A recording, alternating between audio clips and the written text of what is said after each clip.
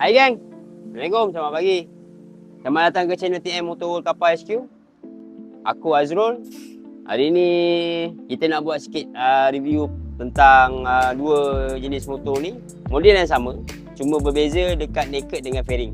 Depan saya ni ada satu sebiji CRN 950 tahun 2012 dengan harga jualan 9480. Kali hitam, rim baru spray daripada owner lama. Lepas tu ada sekali dengan dia punya exhaust masih lagi standard, ekor belakang ada lagi. Saya belanja bunyi dia. Mileage 71k.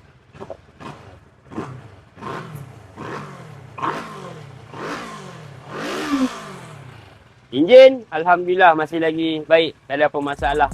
Untuk second bike pula, selepas naked tadi, yang ni model fairing tahun 2010 dengan harga jualan 7,880. Mileage dia 90k tahun 2010. Reasonable lagi lah dengan keadaan dia. Okey, warna hijau masih lagi color, rasanya color ori ni. Dia depan belakang warna hitam.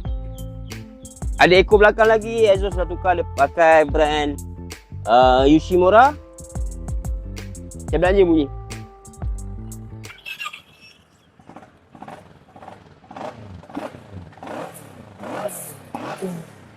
Bunyi sedap, tak ada apa masalah.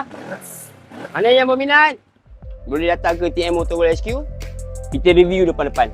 Tapi rasanya saya nak tambah lagi untuk satu model. Okay, Yamaha MT-07 dengan harga jualan 24,800 tahun 2017, register tahun 2018. Boleh masuk loan kredit lagi. Minimum depo bukan dalam 3,000. Bulanan 476 selama 84 bulan.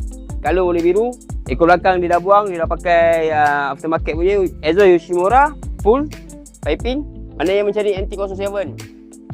Roger, saya belanja bunyi. Aduh mat, sedap lah sikit daripada dia model yang 650 kan. Mana yang mencari atas tahun yang baru sikit, mileage baru 53k, saya aku. Kita sembang. Jangan malu, jangan segan. Nak cari motor, nak jual motor, nak beli motor, cari dekat TM Motor World Kapal HQ. Saya Azrul. Apa-apa, Roger.